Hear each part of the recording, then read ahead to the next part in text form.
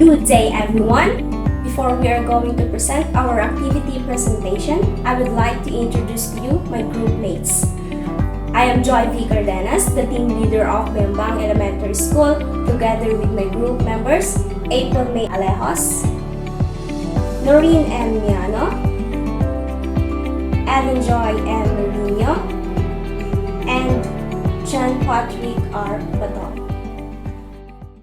Activity 1, Introduction to Teaching Internship.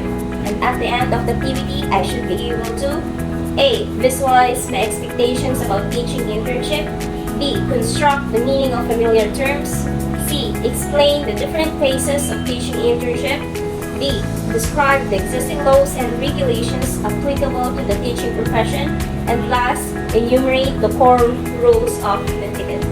My responsibilities. Teaching internship is an essential experiential learning course that encapsulates the various training and preparations of education students.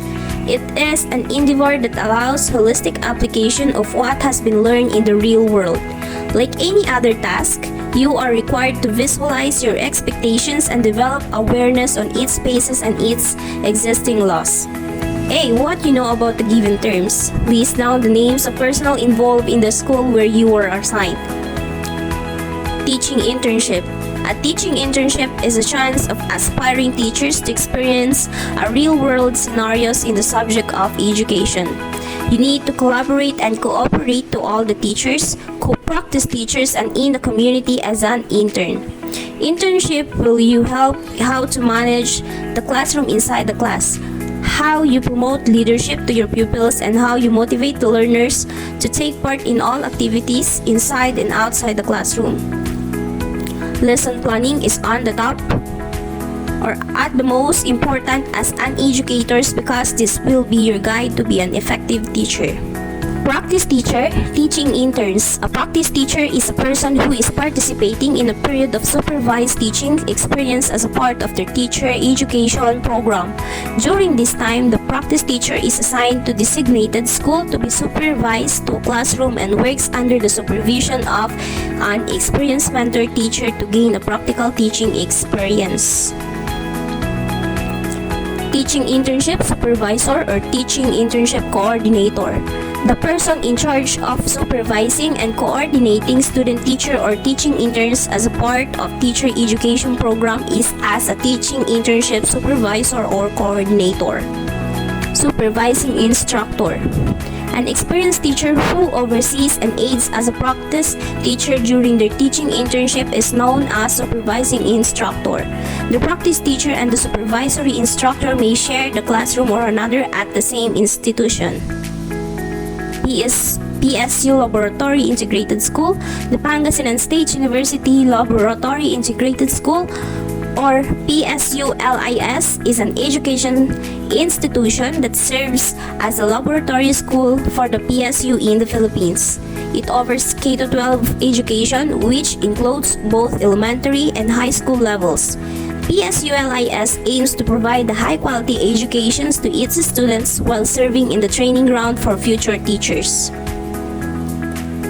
PSU-LIS officials. In general, officials in an LIS department at a university typically include faculty members, administrators, and staff who oversee various aspects of the department's operations. These officials may include department chair of head. This individual is responsible for the overall leadership and management of the LIS department. Faculty members. These are professors and instructors who teach courses, conduct research, and provide academic guidance to students.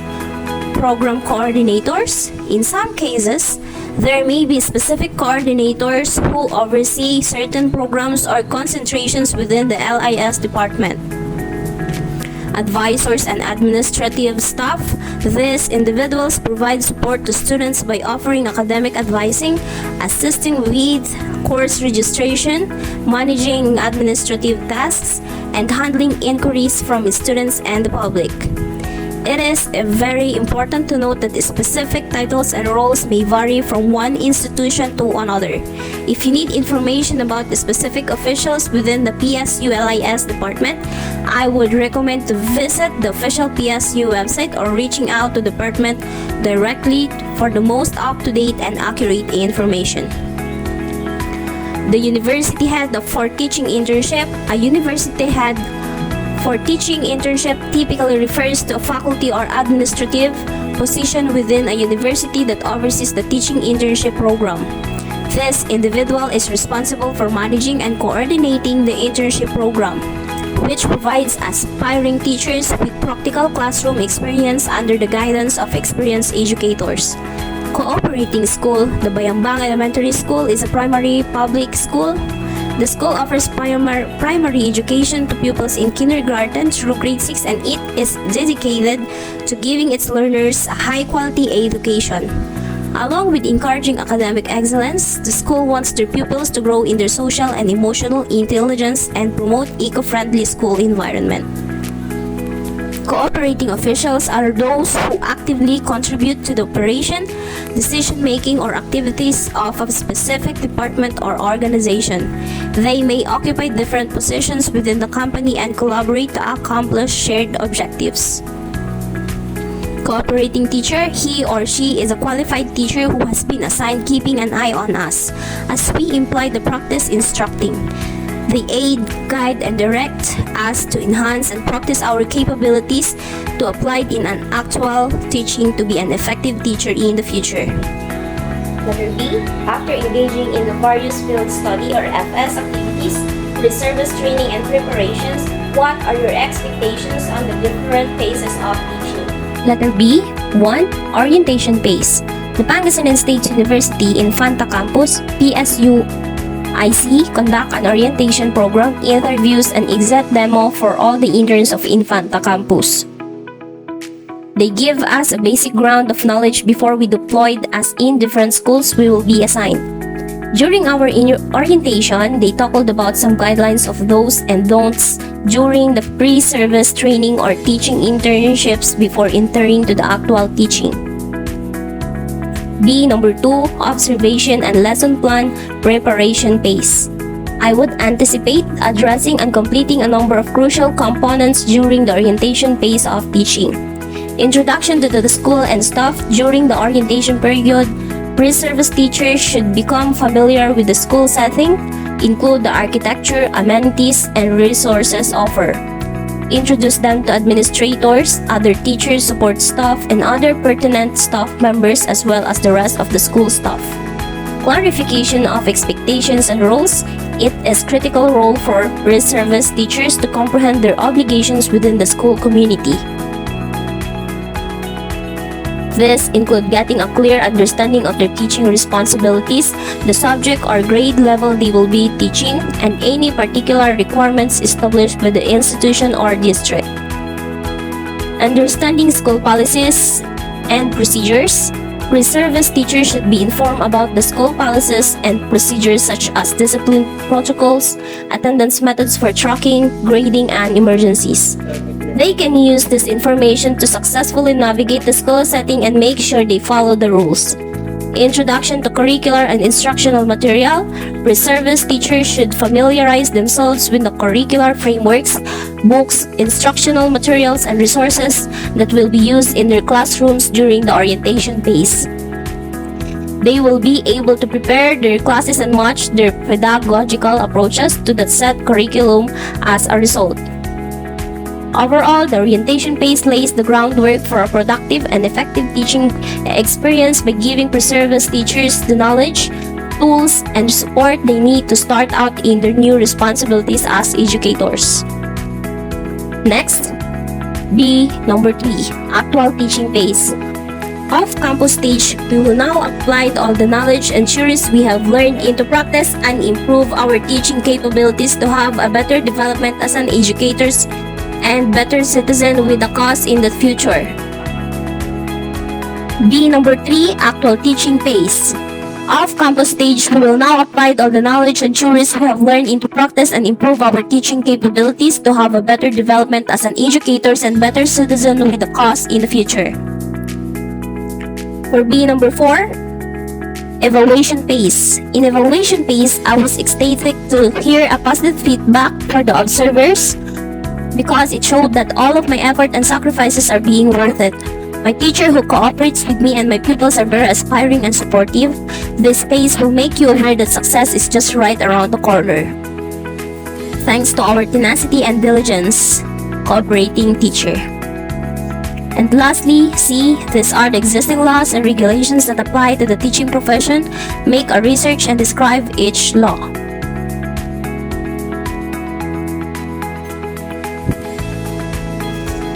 These are the laws that we need to follow by the professional teachers and educators. For law number 1, resolution number 435 Code of Ethics for Professional Teachers. It outlines teachers' main responsibilities to their students and defines their role in students' lives. Above all, teachers must demonstrate integrity, impartiality, and ethical behavior in the classroom and in their conduct with parents and co-workers. Number 2, Republic Act 4670, the Magna Carta for Public Teachers or Public School Teachers. The purpose of this act is to promote and improve the social-economic status of public school teachers, their living and working condition, their term of employment, and career prospects. Number 3, Republic Act 10627, the Anti-Bullying Act of 2013. Republic Act number 10627, also known as the Anti-Bullying Act of 2013, is a law in the Philippines that aims to address and prevent bullying in schools. It was signed into law on September 6, 2013. The Anti-Bullying Act of 2013 seeks to promote a safe and conducive learning environment for students by defining bullying and providing guidelines for its prevention and response. Here are some key points and provisions of the law.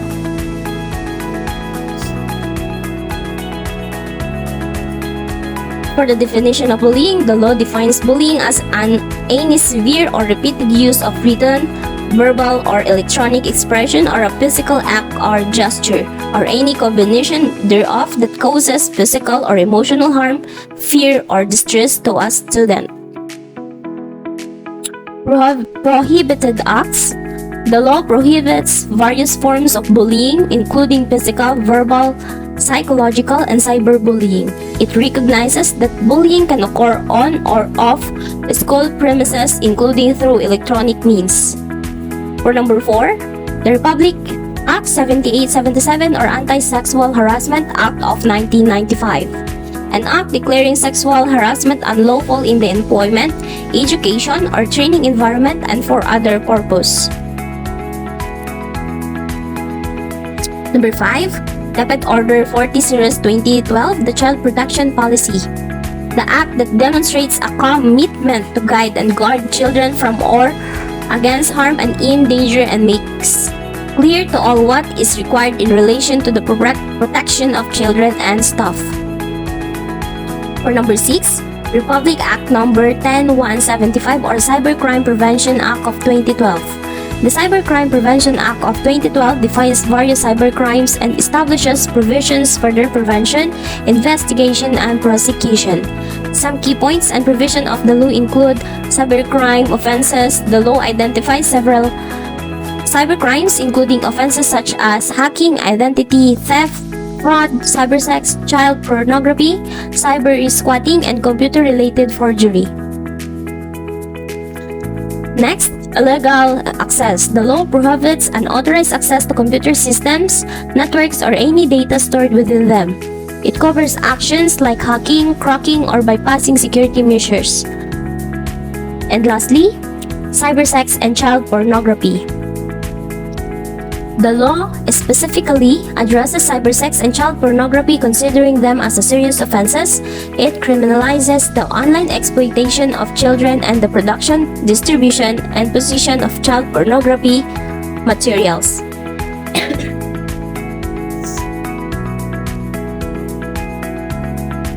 For number 7, Joint CHED DepEd Memorandum Order or RM number 672S 2021. Joint CHED DepEd Memorandum Orders are collaborative efforts between the two government agencies to address issues or implement policies that affect both the higher education and basic education sectors. The specific content and provisions of a memorandum order may vary depending on its purpose and objectives. It is intended to establish guidelines, policies, or procedures to ensure coordinations and alignment between CHED and DepEd in their respective areas of jurisdiction. For number 8, Guidelines on the Flexible Delivery of Student Affairs and Services, or CMO number 8, 2021. To obtain the guidelines on the flexible delivery of students' affairs and services as outlined in CMO number 08, 2021, I recommend referring to the official document published by the Commission on Higher Education, CHED, or the relevant educational authority in your country. These guidelines are typically publicly available on their official websites or can be requested directly from the respective authority. For letter D, there are existing rules and standards of behavior in the classroom, on-site, and online, which students and teachers must adhere to. List the following rules of etiquette and etiquette for students. Respect others. Show kindness and respect to all other people, including your teachers and students. Avoid using language, gestures, or actions that are rude or disrespectful. Use appropriate language and tone. Avoid using words that are rude or unsuitable, and speak properly using all the capital letters can come off as yelling, so avoid doing so. Next, be mindful of your online presence. Keep in mind that what you do online might have a real-world repercussions. Do not post or distribute any material that could be construed as offensive, hurtful, or improper. Be punctual and prepared. Attend both in-person and online classes on time before class begins. Have the essential materials and the assignments prepared. Next, follow instructions. Pay close attention to the teacher's directions and carry them out as directed. Ask in a professional and polite manner if you need any explanations or if you have any queries. Avoid distractions. Reduce interruptions in the classroom, whether it be in person or online. Avoid utilizing personal gadgets or indulging in extraneous activities, and keep your attention on the lecture. Next,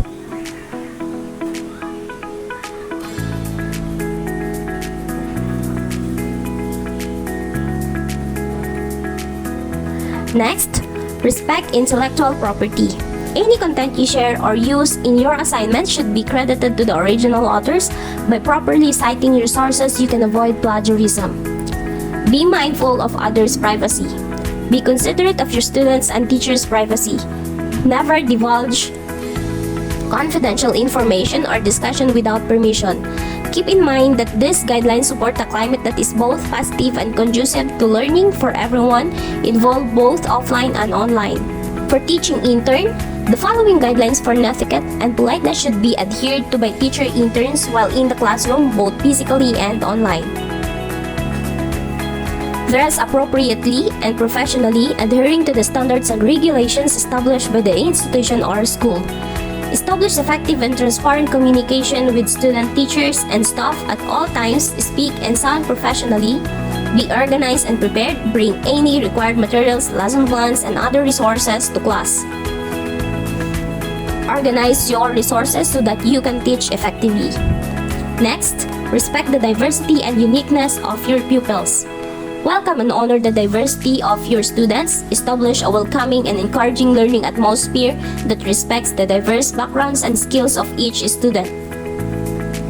Next, encourage active engagement from the student by designing intriguing and interactive lessons. Offer chances for dialogue, teamwork, and practical activities. Next, giving constructive criticism. Giving constructive criticism. Be sure to provide pupils feedback that is both constructive and encouraging. To aid students in expanding and improving, pay attention to both weak points and areas of improvement. Work peacefully and in collaboration with your co-workers. For my observation and insight, Describe your feelings at the start of this academic endeavor. It's normal for our people to feel both anxious and excited at the start of teaching internship. When we given the chance to use their knowledge and abilities in a genuine classroom environment, they can be ecstatic. But it's also acceptable to experience some nervousness or trepidation. It can be a tough career that calls for a good classroom management, excellent communication, and the capacity to adjust to the demands of various student populations. The beginning of a teaching internship is, in the end, a thrilling and a formative period when interns have the chance to put their theoretical knowledge into practice and set out on a journey of professional development. Activity 2, my second home in the new normal setting. My responsibilities. What needs to be done? Step 1. Awareness and understanding the vision and mission and philosophy of the school. Step 2. Get acquainted with different school personnel. Step 3. Familiarize with the school facilities. Step 4. Know the importance of the school facilities and when to use them. For letter B, awareness and understanding the vision and mission of your school. A. Or number 1, classroom.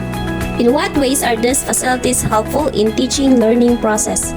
By offering individualized teaching, teachers in a classroom may meet the needs of each student. Their teaching methods can be modified in accordance with the knowledge of students, strengths, shortcomings, and learning preferences. A student's overall learning is improved and their ability to understand topics is increased because to the individualized attention they receive. Number 2, the library. A wide variety of books, textbooks, references, materials, academic journals, magazines, newspapers, and digital resources are available at libraries. These resources cover a variety of courses and fields, allowing students to research and collect knowledge outside of the classroom. Number 3, to ensure that the students have access to a choice of wholesome meals and snacks, a canteen can provide these items. In order to develop cognitively, concentrate, and perform well in school, proper nutrition is essential. The presence of a well-stocked canteen can support students' efforts to stay alert and focus in class. Number 4, the principal's office. Discipline problems can be handled in the principal's office. Teachers have the authority to refer misbehaving or disrupted students to the principal's office for additional intervention and report cautions. This keeps the setting encouraging for other pupils to learn. Ways on how I can help the school realize its vision. For the DepEd School vision, we dream of Filipinos who passionately love their country and whose competence and values enable them to realize their full potential and contribute meaningfully to building the nation. For letter D, number 1, principal. Mr. Wilson J. Mejas, he is the principal of Bembang Elementary School, a hardworking principal that who always there to support his colleagues and cooperative work atmosphere that can be produced by establishing a good relationship and friendly environment working. It enables us to build relationships of trust which are important for successful collaboration and teamwork. A solid bond with our principal may also lead to a new chances, mentorship, or professional development. Number 2, master teacher, Ma'am Joy M. Asporia. She is the master teacher in Bembang Elementary School. She is the one is guiding us to develop professionally by interacting with other teachers, gaining knowledge from their experience, and having better understanding in various teaching methods to keep up with the most recent developments in education. This exposure in various viewpoints might assist you to expand your teaching repertoire and continuously improving your abilities and capabilities to do things.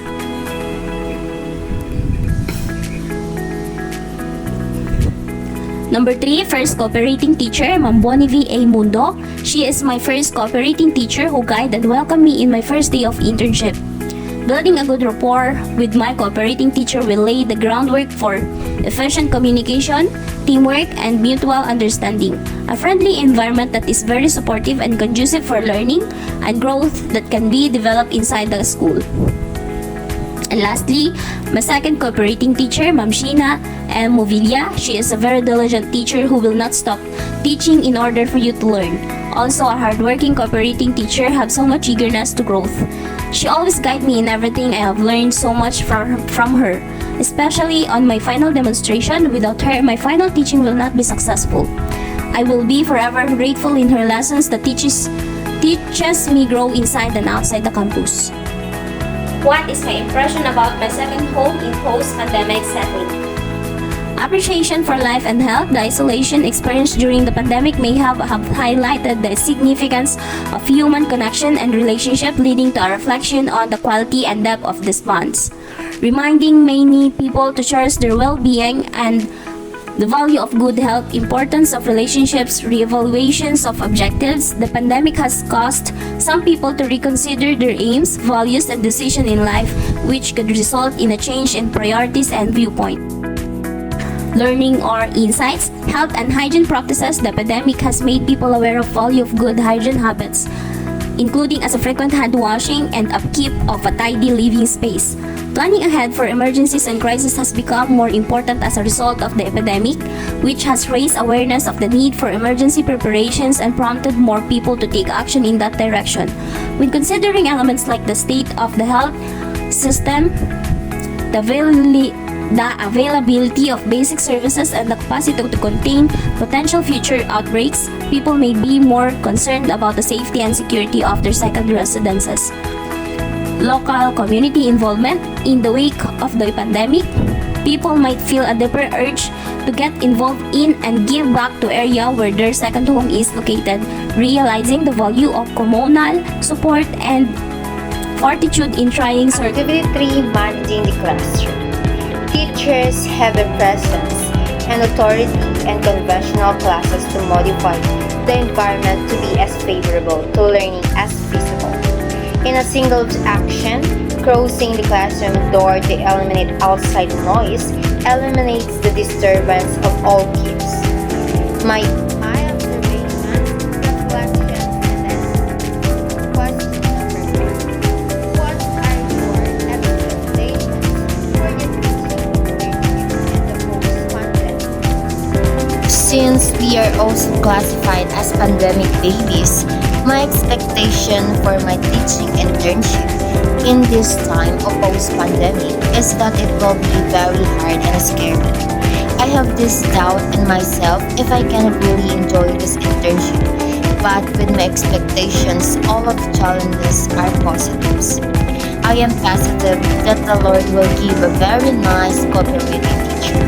The post-pandemic teaching internship will be a unique experience that combines the flexibility and convenience of remote work with the value of face-to-face interaction and meaningful work assignments. Teaching interns can expect to gain valuable experience, build strong relationships with students and parents, and become the best possible teacher. Question number 2. How do you get started? State how you prepare yourself emotionally, physically, mentally, and spiritually. I set my goals in order to intellectually and emotionally prepare myself for where I am now. Emotionally, I engage in self-reflection and practice mindfulness to cultivate a positive and resilient mindset. I acknowledge my feelings of excitement and nervousness, allowing myself to embrace both emotions as part of the learning process. Physically, I prioritize my health by maintaining a balanced diet, getting regular exercise, and ensuring adequate rest to sustain my energy levels throughout the demanding internship period. Mentally, I engage in continuous learning and professional development, reviewing educational resources, lesson planning strategies, and classroom management techniques to enhance my teaching skills. Spiritually, I sought inner peace and clarity through meditation and spiritual practices, grounding myself in values of passion, empathy, and purpose as I embark on this meaningful journey into the teaching profession. Question number 3. As a would-be or pre-service teacher, how did you feel while going through your final experiential learning course, teaching internship?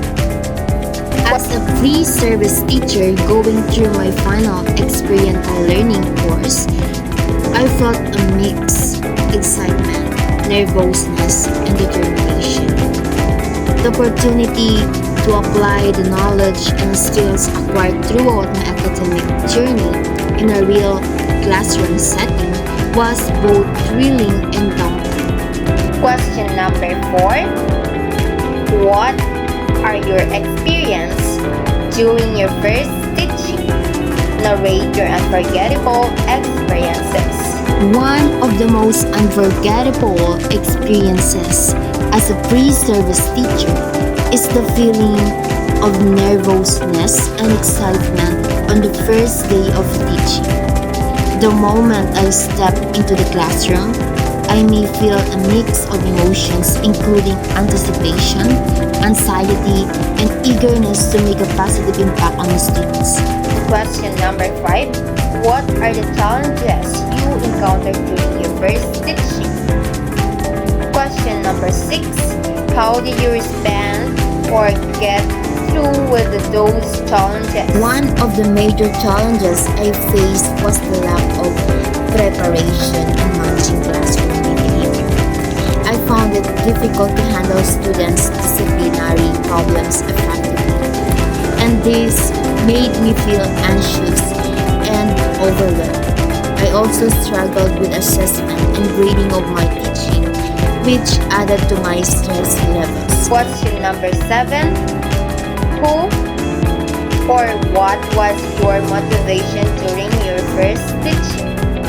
During my teaching internship, I approached challenges with a proactive and reflective mindset. I consistently engaged in reflective practice, analyzing my teaching methods, student interactions, and classroom management to identify areas for improvement. Seeking feedback from mentors and colleagues provided valuable insights to enhance my instructional materials or techniques. And question number 8. What is your current perspective towards teaching? My current perspective towards teaching is shaped by a deep-seated belief in the transformative power of education. I view teaching not just as a profession, but as a noble calling that has the potential to make a lasting impact on the lives of students. Activity 4. Lesson plan. My aims and purposes. At the end of the activity, I should be able to identify the correct format of lesson plan for a specific subject, identify the different parts of a lesson plan for a specific subject, compare and analyze the formats of the lesson plan introduced in the campus and or in cooperating school, and develop a clear and legible lesson plan as required by the cooperating teacher and supervising instructor, integrating the suggestions, reflections, and insight. Question number 1. What are the different parts of a lesson plan introduced in the school? Note the sample lesson plan must be based on your major or a specialization. A typical lesson plan in this subject area consists of several key components tailored to engage students in language acquisition, critical thinking, and literary analysis. The introduction section of the lesson plan sets the stage of outlining the lesson's objectives and relevance to students' learning goals. Question number 2. Does the learning plan reflect principles of learning and alignment across goals and assessments? Yes, the goals, evaluations, and learning principles are all reflected in the learning plan. The learning principles place a strong emphasis on the necessity of viewing learning as a multifaceted, integrated, and manifested over time and performance. Question number 3. If you are going to teach the lesson plan to the same group of learners, what would you do differently? Why? What would you do the same? Why? Assessing student learning more frequently would be one of the things I would do differently if I were to teach the same lesson to the same group of students again. The purpose of this assessment is to make sure the students are understanding the material and to make necessary adjustments, provide more opportunities for students' engagement. I would give students more chances to interact with the content and one another, such as through problem solving, exercise, group discussions, or quizzes. Here are the exhibits and evidence documentations for my first draft of lesson plan, my revised plan, my pair teaching, and examples of activities of the pupils and photos of my first teaching. Activity 4, Lesson Plan. My aims and purposes. At the end of the activity, I should be able to identify the correct format of lesson plan for a specific subject, identify the different parts of a lesson plan for a specific subject, compare and analyze the formats of the lesson plan introduced in the campus and or in cooperating school, and develop a clear and legible lesson plan as required by the cooperating teacher and supervising instructor, integrating the suggestions, reflections, and insight. Question number 1. What are the different parts of a lesson plan introduced in the school? Note the sample lesson plans must be based on your major or a specialization. A typical lesson plan in this subject area consists of several key components tailored to engage students in language acquisition, critical thinking, and literary analysis. The introduction section of the lesson plan sets the stage of outlining the lesson's objectives and relevance to students' learning goals. Question number 2. Does the learning plan reflect principles of learning and alignment across goals and assessments? Yes, the goals, evaluations, and learning principles are all reflected in the learning plan. The learning principles place a strong emphasis on the necessity of viewing learning as a multifaceted, integrated, and manifested over time and performance. Question number 3. If you are going to teach the lesson plan to the same group of learners, what would you do differently? Why? What would you do the same? Why? Assessing student learning more frequently would be one of the things I would do differently if I were to teach the same lesson to the same group of students again.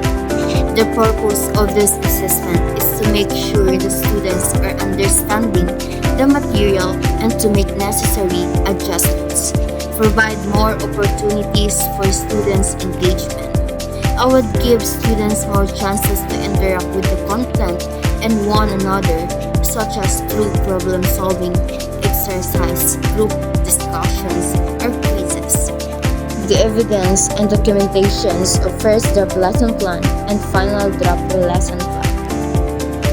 Activity 5. Presenting digital and non-digital instructional materials. Based on your observation, what are the digital and non-digital instructional materials that are still relevant today and how they use in the classroom?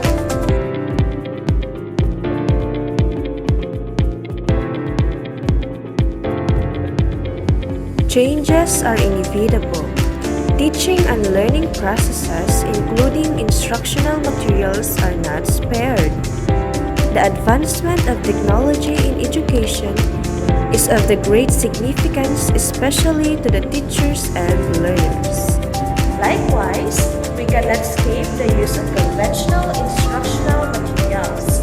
Explain the difference between the digital and non-digital teaching learning resources and how you create or develop them. In my journey to enhance my teaching skills, I embarked on the quest to conquer the realm of public speaking.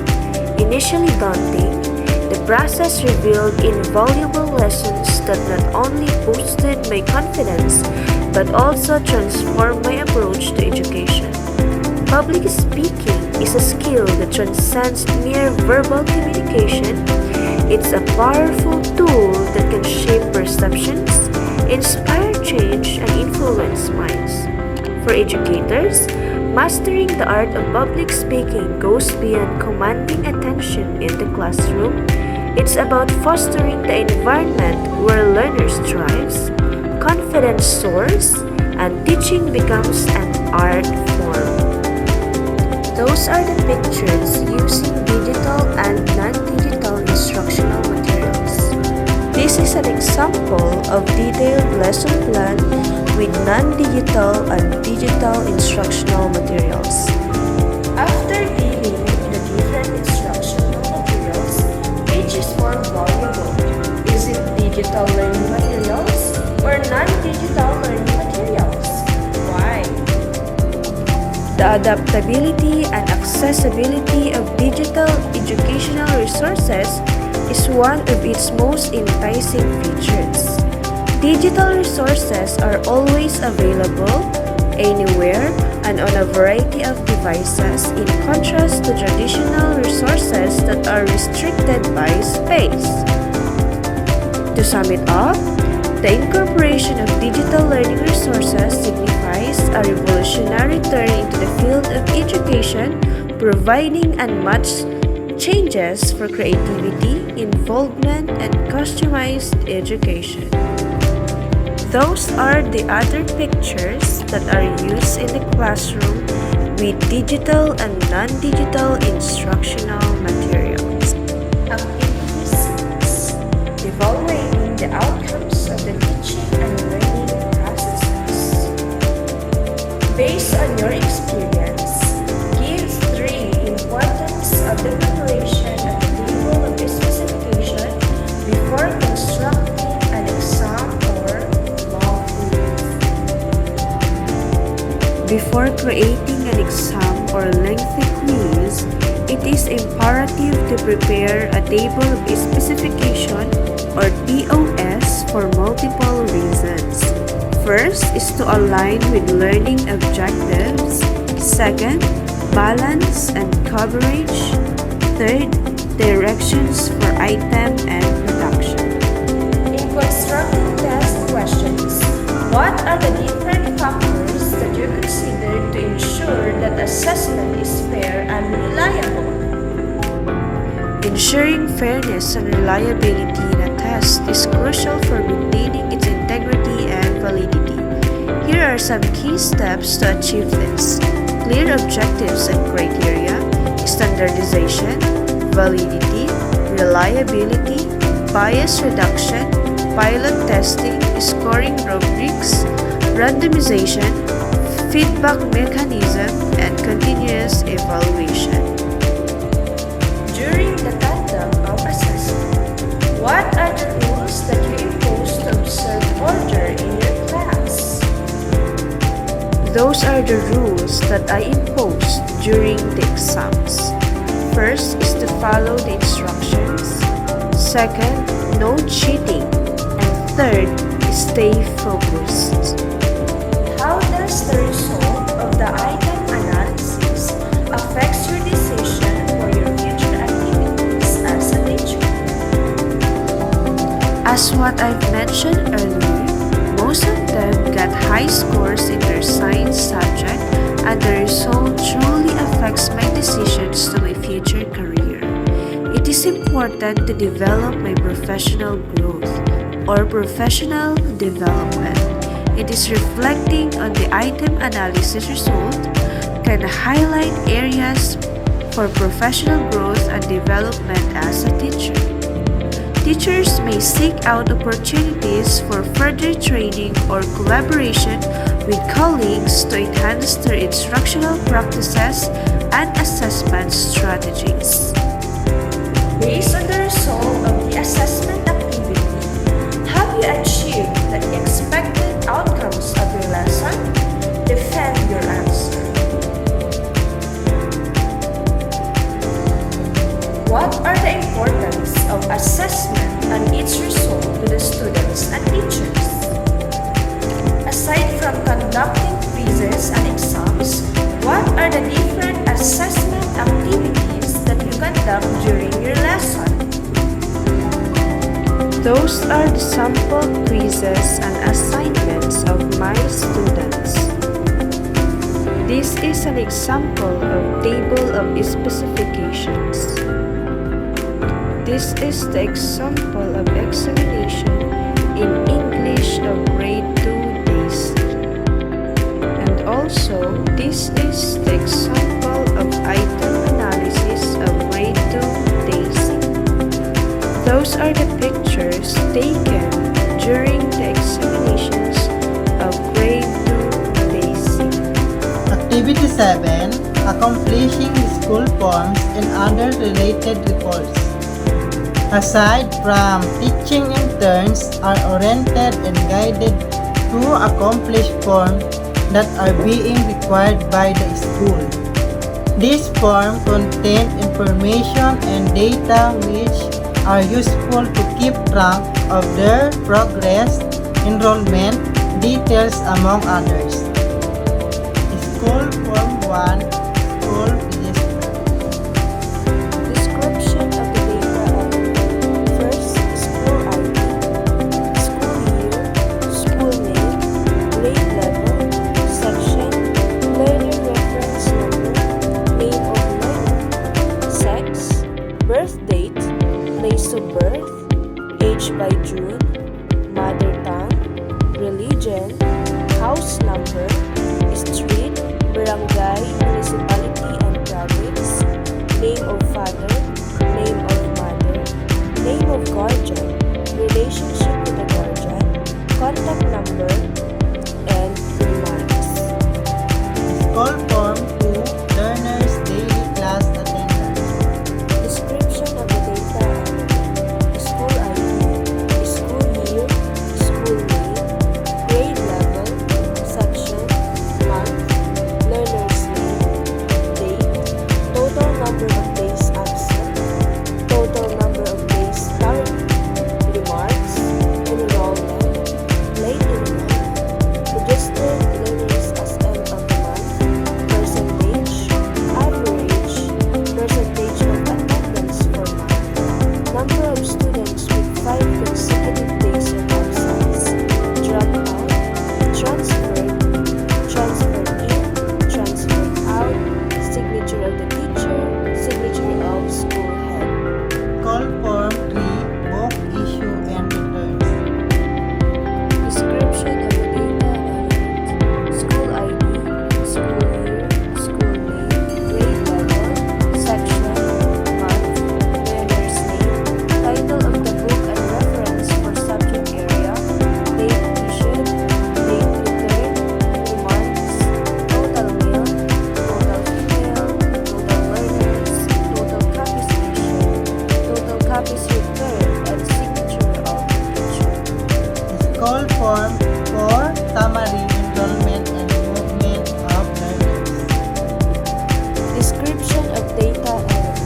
First, school ID, school year, school name, section, month, name of advisor, grade level, registered learners, attendance, dropout, transferred out, transferred in, and name, signature of school. School Form 5, Report on Promotion. Descriptions of data element. School ID, curriculum, school year, school name, grade level, section, learner reference number, learner's name, general average, action taken, incomplete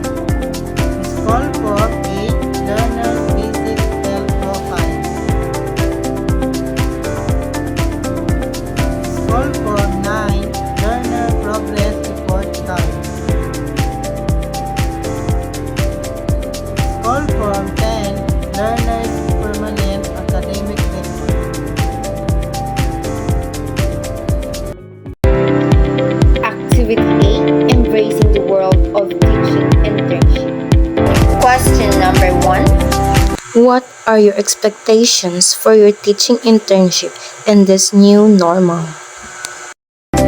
Since we are also classified as pandemic babies, my expectation for my teaching internship in this time of post-pandemic is that it will be very hard and scary. I have this doubt in myself if I can really enjoy this internship, but with my expectations, all of the challenges are positives. I am positive that the Lord will give a very nice cooperating teacher. Started. State how you prepared yourself emotionally, physically, mentally, and spiritually. I set my goals in order to intellectually and emotionally prepare myself for where I am now. Emotionally, I engage in self-reflection and practice mindfulness to cultivate a positive and resilient mind. Question number 3. As a would-be or pre-service teacher, how do you feel while going through your final experiential learning course, teaching internship? As a pre-service teacher going through my final experiential learning course, I felt a mix excitement, nervousness, and determination. The opportunity to apply the knowledge and skills acquired throughout my academic journey in a real classroom setting was both thrilling and daunting. Question number 4. What are your experience during your first teaching? Narrate your unforgettable experiences. One of the most unforgettable experiences as a pre-service teacher is the feeling of nervousness and excitement on the first day of teaching. The moment I step into the classroom, I may feel a mix of emotions including anticipation, anxiety, and eagerness to make a positive impact on the students. Activity 9. Introduction to Teaching Internship. A. Identify at least 5 social responsibilities of a teacher. First, fostering inclusive learning environment. The objective of fostering inclusive learning environment is to ensure that all students feel welcome, valued, and respected regardless of their backgrounds, abilities, or identities. Second, promote critical thinking. Enable students to analyze, evaluate, and synthesize information effectively. Third, nurturing empathy. This includes fostering compassion, kindness, and a sense of social responsibility. And lastly, respect. The objective of teaching respect is to cultivate an attitude of consideration, appreciation, and tolerance towards others. Plan of activities and other documents. Plan of activities. Title of project or activities. Magsaycam 2024. The proponents, Bayambang Elementary teachers and students. Venue, Bayambang Elementary School. Date, May 10 to 12, 2024. Persons involved, teachers, students, counselors, barangay officials. Budget, 30,000. Time frame, 72 hours. The invitation program will be first or focus as a part of the working committee. B. Write a short essay about your social experiences in your cooperating school community. My social experiences as a teaching intern. My social experiences have been both challenging and enlightening as a teaching intern. Being fully engaged in the ever-changing field of education has allowed me to observe up close the complex interaction to take place between kids, teachers, and larger school community. In summary, I have learned, grown, and reflected through the course of my social interaction as a teaching intern. I've learned so much about the intricacies of education and the significant influence influence of social dynamics on teaching and learning through meaningful relationships with students, co-PTs, and community members. C.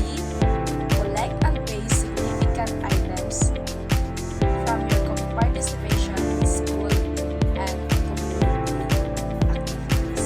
First, how did I work and contribute in preparation of school and community activities? It takes careful planning, attention to students' requirements, and dedication to continuous reflection and improvement to get ready for my work in school activities. This is a dynamic and iterative process. I want to create rich and meaningful learning experiences that enable students to flourish academically, socially, and personally. To do this, I try to develop interesting and differentiated activities, facilitate collaboration and feedback, and take a student-centered approach to teaching. Second, how did I prepare assigned tasks given? During our math psych activities that held in Bayamon Elementary School, May 10 to 12, we were assigned to MC at the first night and second day. Also, we watched the children, took care of the children in the games, and delivered invitation to the barangay. Third, how did I perform in school and community activities? As I mentioned in number 3, we were teacher and MC first night and second day. At first, I didn't want to accept because it was difficult. There was a lot of problem. How did I develop my talent and skills for school and community activities? Since I was a child, I was really afraid to speak in front of many people, nervous and shy. I became more active in the activities. What did I learn in the school and community activities? I learned a lot here at Bayamon Elementary School. First, I learned how to get along with the people. Second, I learned to love my students. How did I feel for the activities?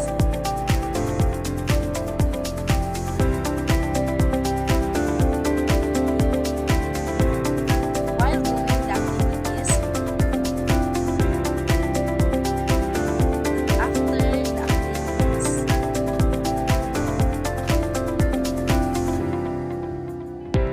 Activity 10, entitled Presenting Ideal Teaching Through Demo Teaching. Observation, reflection, and insight. Write an essay on a glimpse of my final demonstration teaching. My final teaching demonstration is ended outstanding. I can't believe I made it to the end.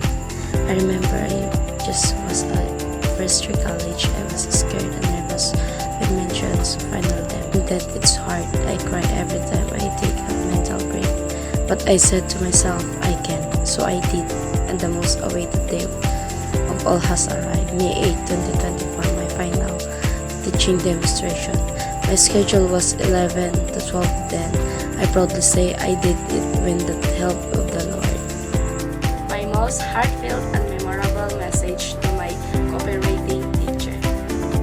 So my cooperating teacher, Ma'am Anlorin Baliato Escala, thank you for guiding me since day one and for pushing the best that I can be. The most heartfelt and memorable message to my students, first during my final demo teaching. To our very supportive principal, Sir Wilson, thank you po sa lahat ng paalala at pagtulong niyo sa amin ng umpisa ng practice teaching namin. So my mama, Lal, Lane Muse, Merinyo, at salamat sa support tayo kanyang di alataong masakripisyo tika. Kinagagat-yukan po ko salamat ang kanya po kasi kayo tinagan na po. So Bayamon Elementary School and my grade 3 Lily, hindi magiging successful ang teaching demonstration kung hindi dahil sa inyo. I'm forever grateful. My most inspiring comments and feedback from my panel of evaluators during my demo teaching. The feedback I will never forget after my final teaching demonstration was that my teaching was very natural.